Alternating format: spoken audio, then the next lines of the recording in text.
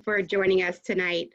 My name is Angie Mahoney, and I am an Assistant Director of Development in our Advancement Division here at UD. And with us tonight, we have our new Dean of the School of Education and Health Sciences, Dr. Alison Carr-Chellman. And we'd like to thank you all for taking the interest and opportunity to meet with us tonight and hear from Allie as she shares some updates and some information from the school. So we are recording this conversation so it can be viewed later by other alums who are interested, but were not able to join us this evening.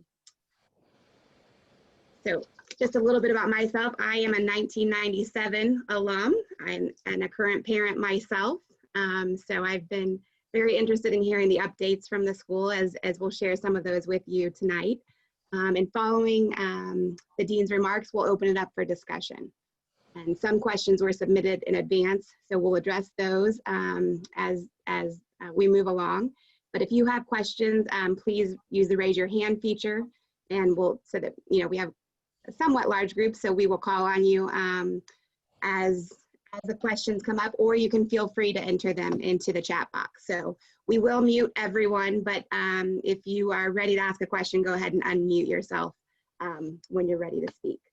And just a quick overview based on our registration numbers. This was as of a few hours ago. I know we had some people join us register later this afternoon, but earlier today we had alumni registered from 11 different states. And we'll talk a little bit about our alumni population on the call with us later today. So let's see. It is now my pleasure to introduce to you Dr. Alison Carr-Chellman. She comes to us from the University of Idaho, where she served as a Dean of the College of Education, Health and Human Sciences since 2016. So a very similar setup to our School of Education and Health Sciences. And prior to working at Idaho, she spent 22 years at Penn State University, where she served as a professor and department head and leader in the area of instructional systems. Allie is a native Ohioan, so we are excited to have her back home with us here in the Buckeye State. She still has a family around in the area, and from what I understand, they were very helpful in her cross-country move process. So I think she'll share a little bit about that with us as well. Joining Allie in Dayton, both at home in Oakwood and on campus as well, are her husband Davin, who is now a full-time faculty member in the School of Education and Health Sciences. She has twin sons who are freshmen this year, both living on campus, as well as her daughter, who is a senior in high school, so just starting the college search herself. And I know she's been working tirelessly these first couple months to get acquainted with the school and transition to her new role and really prepare for this most unusual semester here at UD. So we appreciate you, Allie, taking the time this evening to meet with us and share some updates with us all from the school, and really just have a chance to interact with some of our alumni, parents, and friends. So with that, I will turn it over to Allie. And again, just we'll let Allie share some updates, and then we will take questions from that point and open it up for discussion. So take it away, Allie. Thank you, Angie. And we even have a poll for everyone, taking a little bit of time out of their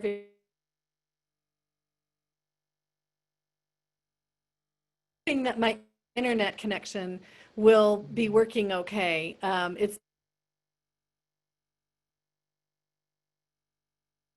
that it's unstable. Apologize if you're here, if you only hear half of what.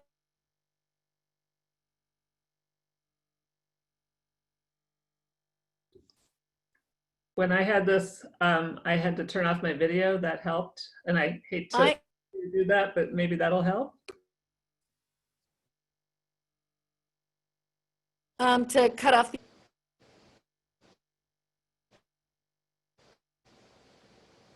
I can try that. Was that Mary suggesting that? Thank you, Mary. I can try that. Okay, let's see if that's any better. Can you all hear me all right? I need nods or some kind of feedback here. Yeah, okay. Let's see what happens. Much better. Okay, let's see what happens here. So Angie has already given you some of this initial information, but I am Dean Allie Carr-Chellman. You can call me Allie. And it's Allison in anything that's written, so you'll see it both ways probably, but that's how I refer to myself most of the time, as Allie. I have been a dean for 4 years prior to coming here at Idaho, in Moscow, Idaho, which is just across the border from Pullman, which is now famous because it had a huge, huge outbreak and was the #1 place, according to the New York Times, for COVID not too long ago. Great place. I really enjoyed Idaho. It was a wonderful place to be a dean. The portfolio there is very similar to what we have here.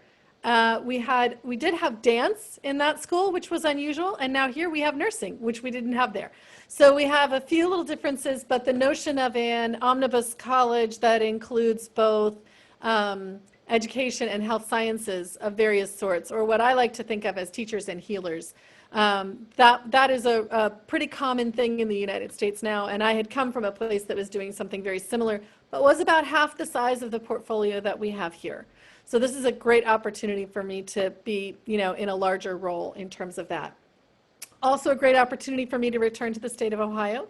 That was a big motivator for us. And an opportunity for me to meld together my faith life and my work life. And I'm really enjoying learning about that and doing that. I've been mostly in land-grant universities, so the opportunity to be in a private is a really wonderful experience for me, and I'm loving all of that. As Angie mentioned, I did spend a lot of time at Penn State. That makes for some interesting Ohio State, Penn State games in our house. My husband is a Penn State grad 3 times over. And I went to Ohio State because I grew up in Columbus. So it makes for, and I've got at least one kid who is a true Buckeye through and through, always roots for Ohio State. So it's sort of a house divided on Penn State, Ohio State football game days, I will tell you that. I happen to be a person who has some immunocompromised systems. And so getting here was a pretty big challenge. And I don't know how many, if any of you managed to see the blog that I wrote that was linked to the president's blog that had to do with getting out here in an RV, but that was how we got here. We talked to the doctors and said, well, how are we going to get from Idaho across 9 states and 2,600 miles to Ohio? And they said, well, you can't use a public restroom and you can't use a restaurant and you can't go to a hotel. So you're going to have to figure out how to do that. Kind of on your own. Oh, good. There we go. there's the pictures of the RV. So that's actually at the house in Idaho before we got started. You can see our little dog off to the corner there as well. And basically, we bought this huge RV. We found this used RV. It was a great summer to do that. And we grabbed that and went across the country with my 2 dogs, husband, 3 children, and myself. It was a real adventure. We had a great time. So, and indeed, Angie has already mentioned that there are now 4 flyers in the family. We are hoping for a 5th. We're working really hard to get that 5th one in tow here. She's just thinking about it all. There we go. That's Isla in the front, and she's holding a very dark little puppy named Penny, and you can't really see her very well. The 2 boys are flanking me there, and you'll know that they are both in the dorms already. And they have both been quarantined, yes, because one of them turned up COVID positive, and one of them turned up with a roommate COVID positive. Both are living in Marycrest and having a pretty great time there, loving college, loving the University of Dayton.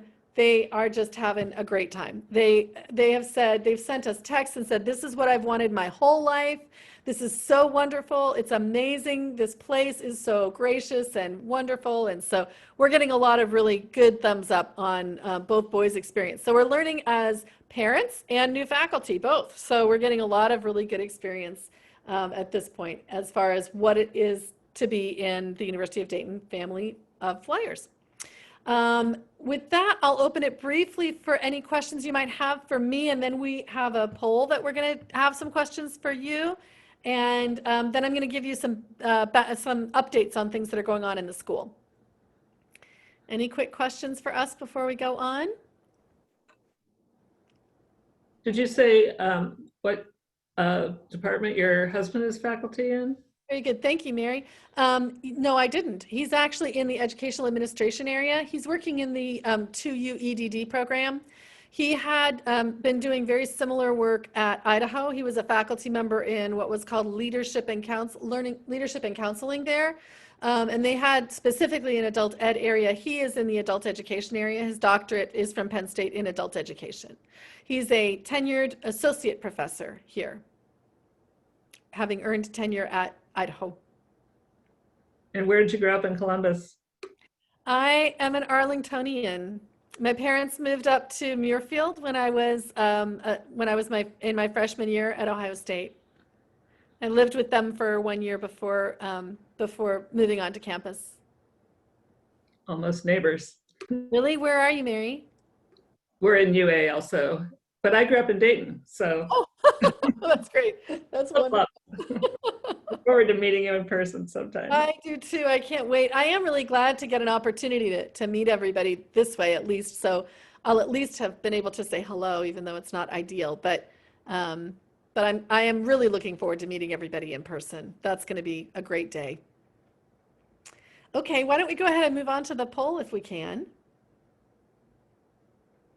Here we go. We have a few quick questions here. Which region are you joining us from? So are you coming in from the Northeast, the Midwest, the Mid-Atlantic, the Southeast, the Southwest, or the Northwest? And I was coming, when I was in Idaho, from the inland Northwest, which was a really interesting region of the country to be from. Not surprisingly, we've got lots of people here. We've got a few people out on the West Coast, some folks in the Mid-Atlantic, somebody from the Southeast, someone from the Southwest. Fantastic. All right. Midwest is the winner. Okay, very good. We can go on to the next question. That's not a surprise, but very helpful for me to kind of have a sense of who all is in the Zoom room with us. In what decade did you graduate from UD? This is a completely anonymous, confidential test. We will not be asking you or identifying, but it's helpful for me to have a sense of who we've got. So that's great. The 60s, the 70s, the 80s, the 90s, the aughts, I think maybe we call them the aughts, the 10s, or other. Very good. Looks like the 70s are in the lead. Where's all my 90s people? I know there's nobody here from the 90s. I didn't get to click. That would have been me. Ah, yes, there we go. Very good. Question 3. What superpower would you like to have? There's probably others, but I'm glad that we got these out there. Oh, flying, somebody right off the bat. Flying, I definitely want to fly. Mind reading, invisibility, teleportation, flying, superhuman strength, x-ray vision, or I already have a superpower. And I always like to say I have a superpower because I make human beings in duplicates. Because I had twins. So it's hard to make human beings in multiples. It's really not an easy thing to do, but not really a superpower either, I will admit. So most of you want to be able to read minds. And the person who's out there who already has a superpower, I'd like to know what it is.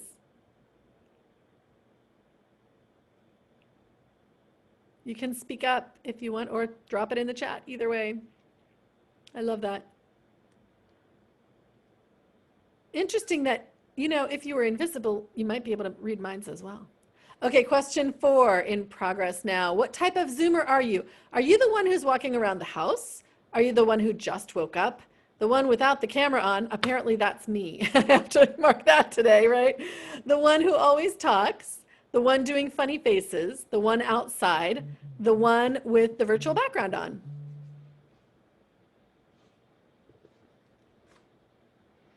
There are some new fun virtual backgrounds. You can put hats on and all kinds of things now, we've discovered. It would be a lot more fun if you could put those on other people, but we don't allow that to happen quite so much. So, the one without the camera on wins. It looks like most people are the one without the camera on. Well, I am too, so I'm with you on that. Thank you so much for doing that. That was really fun, and I appreciate it. I think those are all the questions we have for tonight, right, Angie? I think those are all the poll questions, yes. Great. Thanks, everybody, for participating. Thank you. It was fun. All right, let me give you just a little bit of updates, and I am very fortunate tonight to be joined by Sabrina and Corinne. They can wave for a minute just so everybody can see which ones they are. They are my associate deans, and I'm very grateful that they were able to be with me tonight. Since I am still so new, I'm kind of still getting the hang of things, and they're here to catch me and correct me when I veer off the path or I don't know an answer to something, which I'm sure will happen at least once tonight. So one of the questions that we were hoping to address a little bit was, how did things wrap up last spring? So it was a remarkable spring for everyone nationally in terms of what happened with COVID and where we all had to go in terms of the online space was an immediate, place that we knew we could get people their education and still keep people safe. So that was where all of us went, and that was true nationwide, and we went there too. And I would say that it was difficult, but overall, the online worked very well. And I think that everyone was unbelievably gracious about how difficult that was going to be, both faculty and staff who had to do the magic to make it happen very quickly, as well as all of the students. I don't know for sure what all it was like here, but I'll ask Corinne and Sabrina to kind of share maybe for a minute, especially whether we had a lot of complaints or anything like that. I really didn't hear a lot of that when I arrived. No, we really didn't. I mean, it was certainly a stressful couple of weeks, trying to move everything to remote learning. But once everybody kind of settled in after a couple of weeks, it seemed to go fairly well. And I think from the faculty standpoint, we learned a lot about, we learned a lot very quickly about education and how to deliver effective education in a remote way that many people just weren't used to doing before. And I would just add very quickly that I learned that we have the most students of any unit out in the field.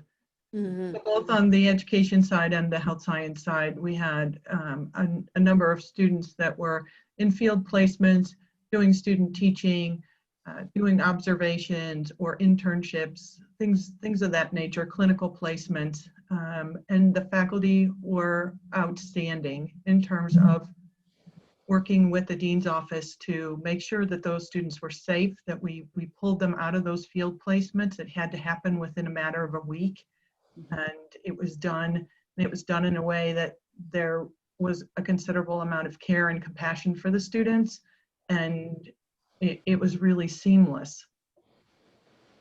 Yep. Thank you for that. And also, we should say that those students who needed to make progress, who needed to finish their student teaching and things like that, were able to make that progress. And the state of Ohio was helpful in terms of the number of hours that they needed and making sure that everything was compliant. And so we graduated, our seniors in both the clinical settings and the student teaching settings appropriately. And that was a big win for all of us. As a person in instructional technology, I will tell you that it was not what we would call, by anybody's, nationally, it was this enormous move to online, but not necessarily as well planned as one might like for an online experience. That said, people really stepped up to the challenge, and many people really, a lot of students and faculty felt that it was a really great opportunity to do some new and innovative things. So we saw a lot of that happening last year, and we're seeing some of that again this fall. That leads me to answering the question of how things are going so far this fall. And I would say that things are going remarkably well.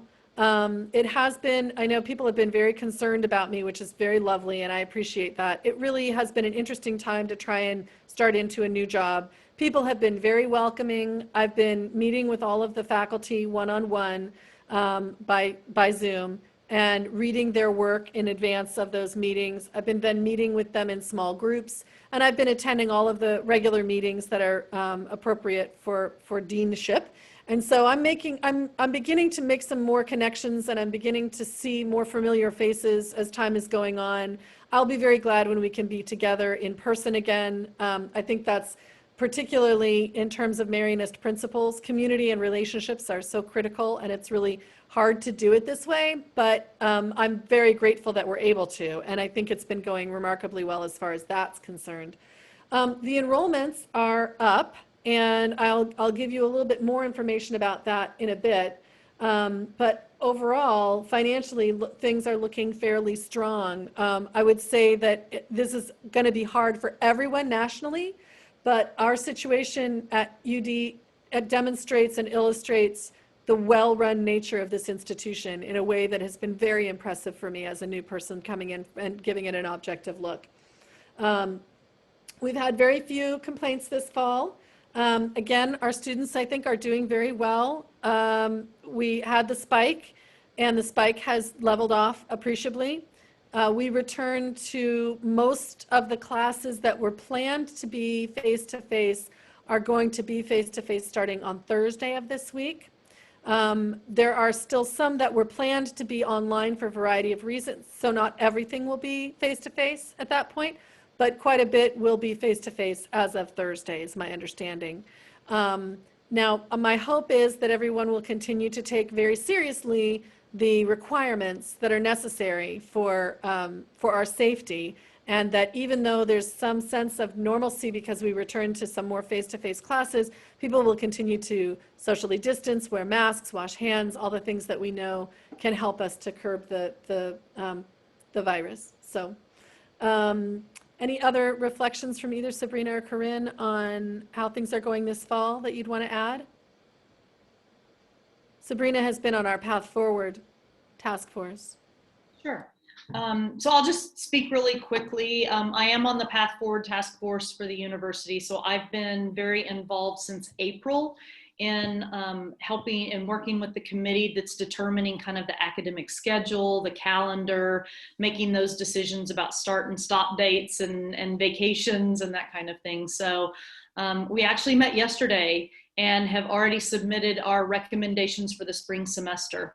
So the spring calendar should be announced probably in the next couple of weeks. They want to go ahead and make a fairly quick announcement so that faculty have plenty of time to get ready for that. And yes, we've learned, I'm also on the testing, tracing, and containment committee. So I've been looking at all of the public health. I have a public health background. So looking at all the public health data as this is going on and kind of looking for patterns and helping the university figure out what's going on and how to limit the spread and look at that moving forward. One of the things that I wanted to mention really quickly, particularly because I know that we have so many educators on this call, one of the things that's been really enlightening about this experience over the past several months is how many of the schools that our students are placed in, whether it was student teaching last spring or field placements this fall, how many of those schools have really encouraged our students to be involved and wanted our students involved even when the schools are online. They know that our students are very comfortable with the technology and in many cases more comfortable with the technology than some of the teachers are.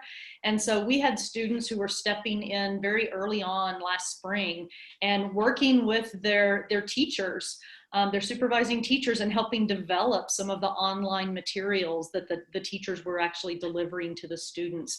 And our students are about, I think in the next 2 weeks, they start moving into their field placements for the fall. And so we still have quite a few schools that are online as well. So the interesting thing about it is our students are actually getting the experience both in the classroom and online this year. Thank you, Sabrina. Corinne, anything, or shall I go on? Okay, I'll go on then. Thank you for that. So another question that we were looking at wanting to share with you is sort of a sense of where our priorities are. And I think that there are, it's still very early to lay out any kind of a vision or anything like that. I'm still learning so much about the place, the faculty, the work that they do. So, but I'll share with you a few things that are kind of bouncing around right now. We're looking, particularly in the health sciences, there's a big need right now in and among minority scholarships because there are so many there are so few underrepresented folks in the fields like physician assistants, nursing, PT, things like that. So it's something that's of great interest to us is to try to encourage that diversification of those fields. We are looking at some support for the Center for Catholic Education. And so that's another area that's really getting a lot of our attention. It's critical to our mission as an institution, and it's an area that really needs to have some additional resources and attention. And so we're starting to look very carefully at that and what that might look like. We're interested in raising the profile of the Bombeck Center, and I'm not exactly sure yet what all that might mean, but we've had some conversations about where that might lead us.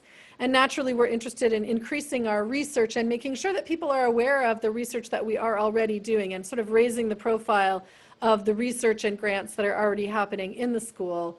So those are high on our list. You may be aware that we're collaborating with Sinclair Community College to provide a health sciences degree in nursing, a new Bachelor of Science in Nursing. And if you're not aware of that, it's worth taking a look at some of the information on that new program. You may or may not know that we have more than 300 additional hours beyond the state of Ohio's requirements for field hours for our undergraduate pre-service teachers. So that's about more than 600 hours most students spend in the classroom before they graduate, which is an enormous amount of time. And I'm really proud of that. It's one of the things that differentiates us from a lot of competitors in the field. So it's really very impressive in my opinion. And then you might be glad to know that out of over 300 schools, we ranked 55th in the nation in the latest U.S. News and World Report for best online master's in education programs, which is really exciting to see that happen. And then I want to return in these updates to talk a little bit about enrollment again. So it was pretty interesting. We did some surveying, and Enrollment Management has given us a lot of really good information. In general, COVID didn't really impact the class of 2020's decision-making very much. We're anticipating more of an impact in 2021, but it didn't really have much of an impact in 2020. We had a very large first class year this year. In fact, I believe we set a number of records that, if you haven't already heard about this, pretty good bragging points, that we had our largest ever first year class with more diversity, more Pell eligible students, more higher GPA, and we're really proud of that. So that's, in this particular year, it's pretty amazing. People talk in enrollment management about summer melt, by which they mean people who have said they're going to come to the university and then over the summer they change their mind and that they melt away. And it was remarkable, the very, very, very low numbers that the University of Dayton had in terms of summer melt this year. And I really believe, again, that this is testament to how well run this university truly is. So I've been very impressed by that. The majority of other privates nationwide did not fill their classes. We filled our class, which is really a remarkable feat given the situation that we find ourselves in. However, I would say there are some financial impacts. Students chose less expensive and closer to home options this year, and we expect that to perhaps be even more marked next year, potentially. Because of what we have learned, social networks are very, very important to students now, and recruiting is moving primarily digital. And so we're having a lot of our events in this kind of format, where we're doing them by Zoom or we're doing them virtually. We're having various kinds of outreach through social networks. But that's a really good opportunity, actually, for all of you if you want to encourage people to learn more about the University of Dayton by taking things that are posted on our Facebook page and sharing them on your timeline, so that some young person you might not even realize is out there looking at your nephew or your niece or what have you, might be discovering, oh, maybe I'm interested in the University of Dayton. I didn't know that they had that program, or I didn't know that they had 100% pass rate for their physical therapists and their doctor of physical therapy, or things like that that get shared on there. So that's a way that we can directly impact, because right now students are telling us that they're more interested in social media as a way, and social networks as a way to choose their higher education options than they've ever been in the past. So it's a really good opportunity in that way. With that, I will turn it back to Angie, and she's going to help us with the questions. Thank you, Allie. And again, if you have questions, feel free. You can either type them into the chat feature, or you can raise your hand. I will go ahead, and we did have a few questions submitted in advance with registration. So I will lead it off, Allie, with the first question that came in. And that is, how will you work to prepare future teachers to work with all students, no matter the challenges? Yeah, that's a great question. And so I really rely heavily for the answer to this really on my faculty. So my faculty are amazing. And I just want to say, you know, we get accolades in our teacher education space. Every week I get something telling me about someone who got a job somewhere that they never thought they'd be able to get a job, but the person wanted them because they were from the University of Dayton. It's really pretty remarkable. And nationwide, teacher education enrollments are down quite a bit. And teacher education here at the University of Dayton is not down nearly the same amount as what we see nationwide. So it's a very impressive teacher education program here. And what I would say is that we have an intervention specialist program that it would be what many of you might think of as special education, but it's called intervention specialist now, to help people learn to work with a variety of different kinds of learners. And everybody is involved in taking some parts of that, and then there's, you know, a specific like degree program within that. I mean, an option within that as well. I'm sure that that's right, because I know that we have to have that for CAPE accreditation. So I know, and we're a darling of the CAPE accreditors for teacher education. And so I know that we have a very strong focus on making sure that we reach all kinds of learners and that we have diversity built into our program across all kinds of different measures and metrics in that way. So I would rely on my faculty, my accreditors, and the strong reputation of the UD program. You're muted. Thank you.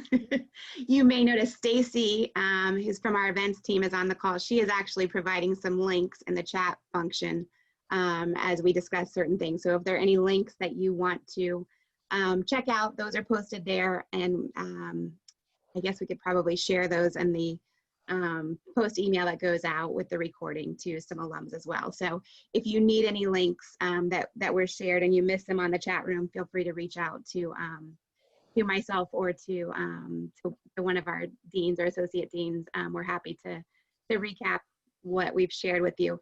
But I will move on to the second question. How has the School of Education pivoted to include lessons needed by current education students to be prepared for these rapidly changing teaching requirements, i.e. online, virtual, or mixed?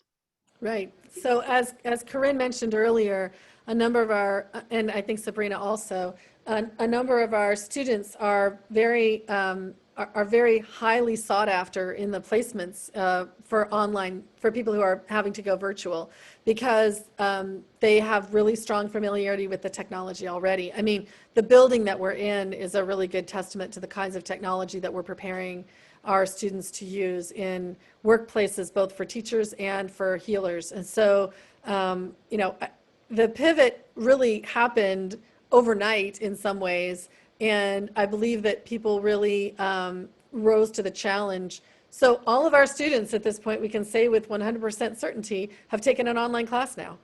So they are already aware of what makes for a good online learning experience and what might have not made for a good online learning experience, and what they would build into online learning experiences for their own students, whether they be in a virtual K-12 setting or elsewhere, that can help them to make that more interactive, more meaningful, more lively, all those kinds of things. So I think that we sort of, by force, we're pivoting.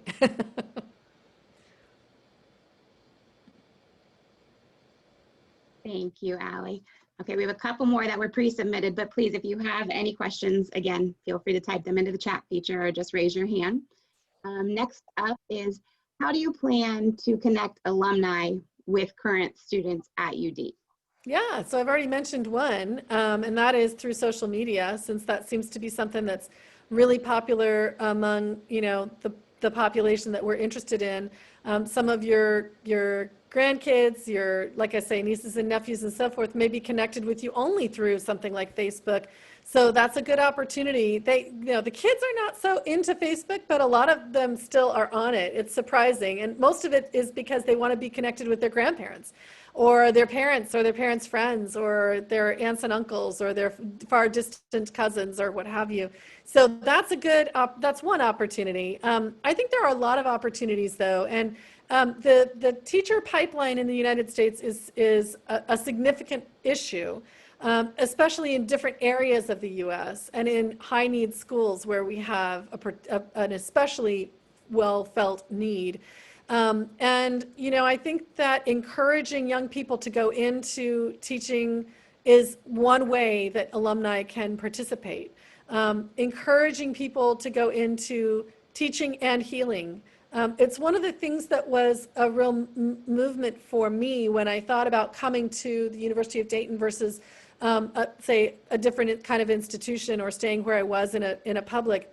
I really found that I wanted to recruit people by calling on their sense of vocation. And I didn't necessarily feel the freedom to do that where I was. So for me, I think that one of the most important things that alumni can do is to help with that ongoing mission of helping young people to see the importance of teaching and healing and ways that they can participate in those fields. So that's one way. And then, of course, you know, any good words you want to put towards the University of Dayton is always appreciated. But filling up that teacher pipeline and the healer pipeline are high on my list of priorities of things that folks can do to be helpful in terms of that.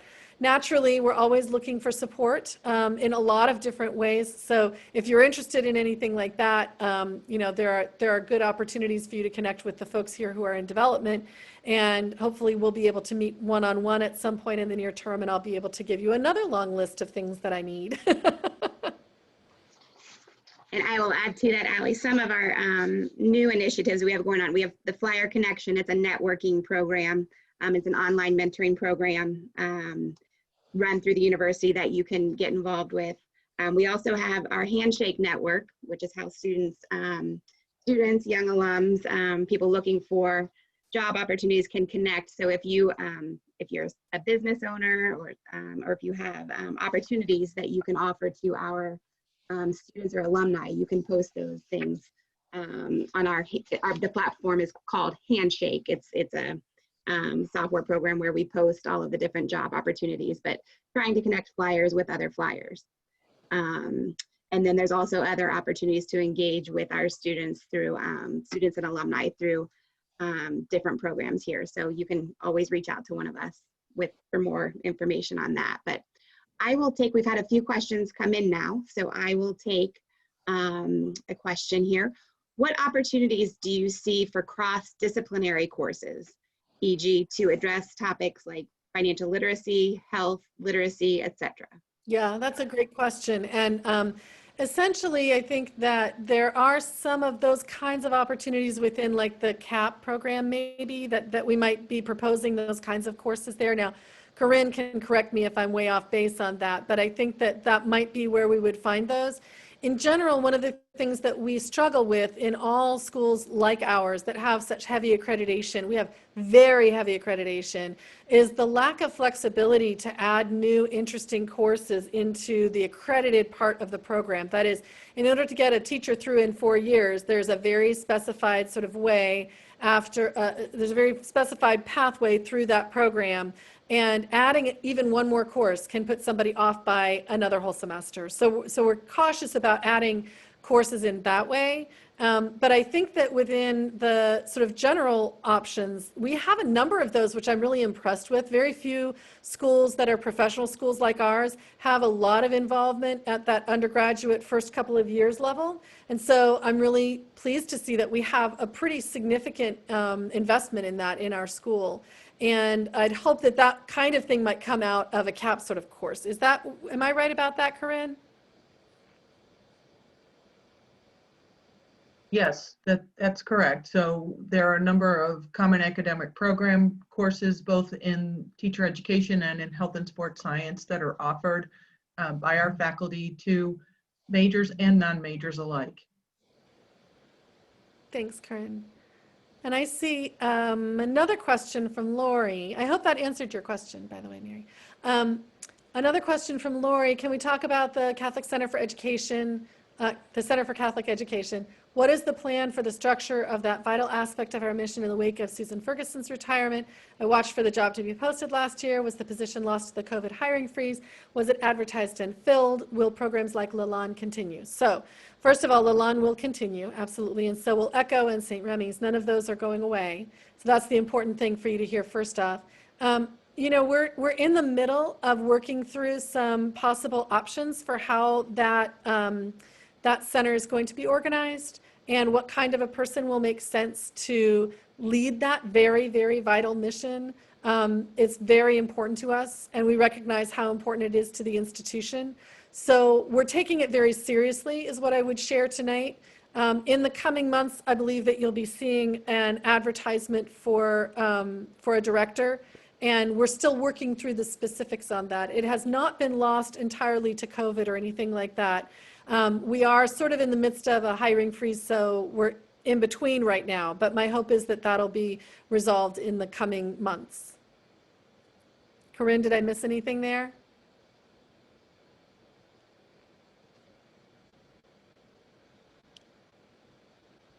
I think you answered all of it. Thanks. Good. Okay. Allie, I'll take one more. That was a pre-submitted question. Okay. Okay. What can we do to encourage the UD teachers to consider teaching a year or two in the school districts that have the most need? So that's a great question, and it's an ongoing, you know, challenge, I would say, for, oh, look at that baby. Hi, buddy. It's an ongoing challenge for us in terms of trying to make sure that we manage to get teachers where we need them.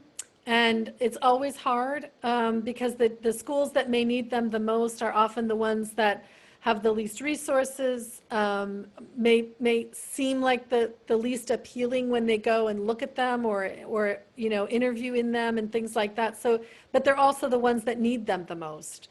And so it's a tough one to try to make that happen.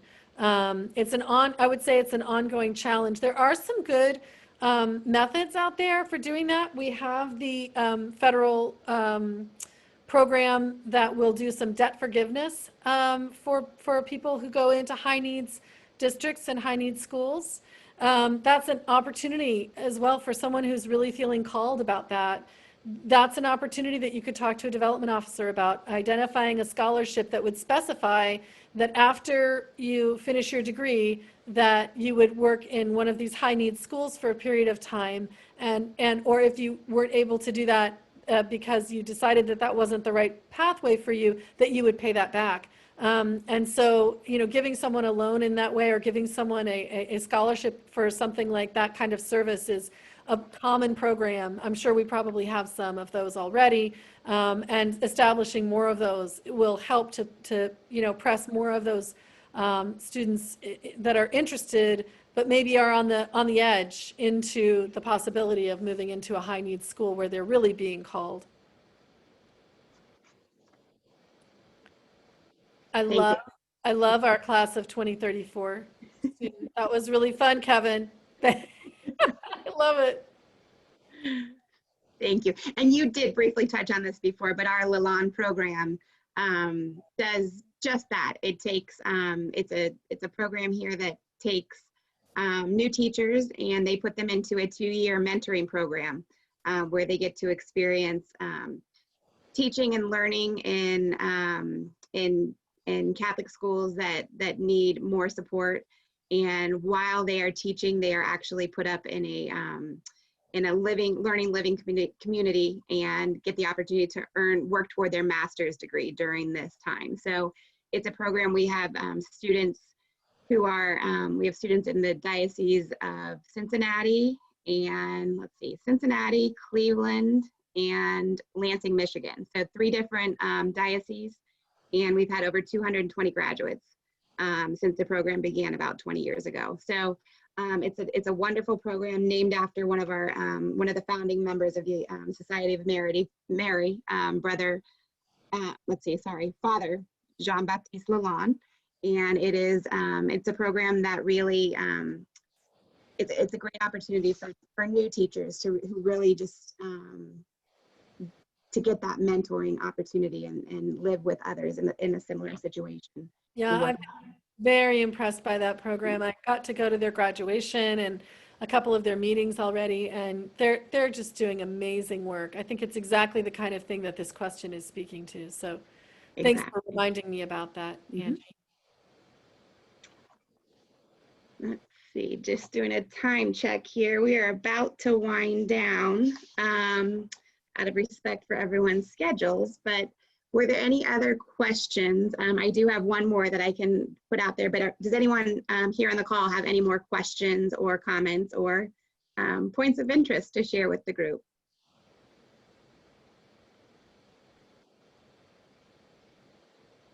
Okay, then I will go ahead and read our last question to you, Allie. Can you talk about the types of research and scholarship taking place among the faculty and how this will advance students' learning and, how this advances student learning and the university's mission? I'll do my best. I'm still learning a lot about the research that's going on. I've been particularly impressed with the diversity research and the research diversity. So there's a lot of different things going on, and there's a real depth in our school around diversity issues in terms of scholarship that's happening in the diversity issues across every field, actually. Almost every faculty in every department, there's at least someone in that group who's looking at diversity, equity, and inclusion issues in their fields or that kind of thing. So that part of it has been really interesting to see that as a sort of social justice theme that's running through all the research. There's a lot of very interesting research going on in the health sciences as well as in the education space, in the educational administration, counseling, school psychology, teacher preparation in almost every field. It's exceptional. I'm very impressed with it. It's an area that I hope to grow even more as we go along together, particularly in the funded area, in the funded research areas. But it's sort of something that you have to understand as a moving creature that changes every year a little bit in terms of what is being done. And so it's hard to completely characterize that, and I'm a little early in my tenure to characterize it completely. But I would point to those couple of things. Maybe Sabrina and Corinne would add to that some more depth or texture. I would just say that there's also an enthusiasm among the faculty to make cross-disciplinary connections and interdisciplinary connections. So folks in counselor education working with teacher education faculty, the teacher education faculty working with the health and sports science faculty. There are a lot of those grassroots kinds of connections going on. And in the spring, we do a Building a Research Community Day in which faculty members participate and they share their research with each other. And that's been really a great experience for people to hear what others are working on and then make those connections.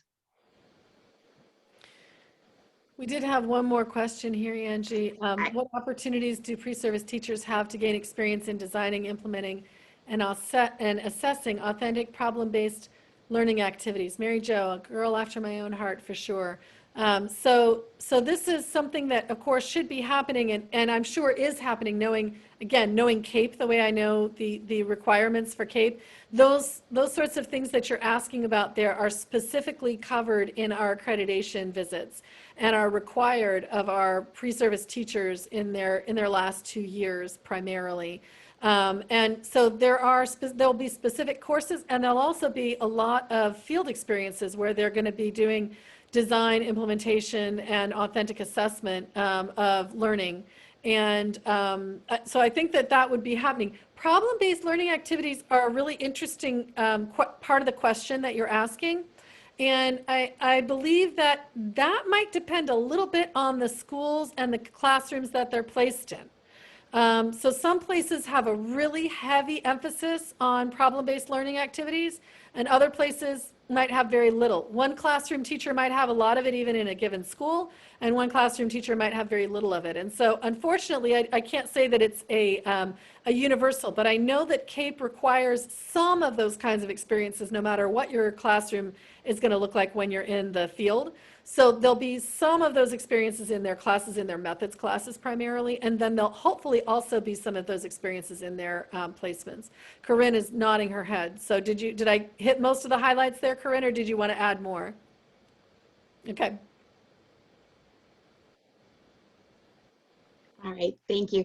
As we begin to wrap up, I just want to say thanks again to everyone for joining us this evening, to Dr. Carr-Chellman, and also to Corinne DePrano and Sabrina Neely, our associate deans, for joining us and helping out with the conversation. I would like to thank our event staff, who has really had to recreate the whole definition of events and the traditional way of holding events here at UD. So they're doing a great job, and I know they put a lot of work into the details for tonight's gathering. So thank you to the event staff. If anyone has any additional questions or would like more information about something we talked about tonight, feel free to reach out. I think Stacy will post my email address and phone in the chat feature. I believe it was either on the invitation as well or on the recap that will go out. So if you need to get in touch with any of us, you can contact me and I can put you in touch with the right person. I think, I'll just add, if I could, what a joy it's been for me to be here. And normally we would now mingle and have a glass of wine together. So I'm not going to have a glass of wine, but I am going to mingle for a little while. So I'll stay in the chat. I'll stay in the room. I might even turn my video back on if things calm down with my internet. And I'll answer additional questions if anybody wants to have sort of a little bit more informal one-on-one conversation. I'll be here for a little while. thank you, Allie. And the last thing I will point out is that if you didn't know this as an alum, our Career Services division has a wonderful service that they offer to our alumni. So if you're at a point where you are looking to look, a career change, job change, whatever it is, just know that they do continue to offer that to you as alums, individualized assistance at any stage in your career. So feel free to get in touch with them. They've got information posted on their on the UD website in their section, but they will do anything from reviewing your resume, interview prep, cover letters, and help in the job search and networking strategies. So just keep that in mind if you're ever at a point in your career, or maybe you have a friend or son, daughter who's looking for some help along those lines. So keep that in mind as well. That's an excellent opportunity that we offer to our alums. Lots of services out there. So just, again, feel free to reach out to any of us with any questions. Thank you so much for being here tonight. We really appreciate it, everyone. Thank you.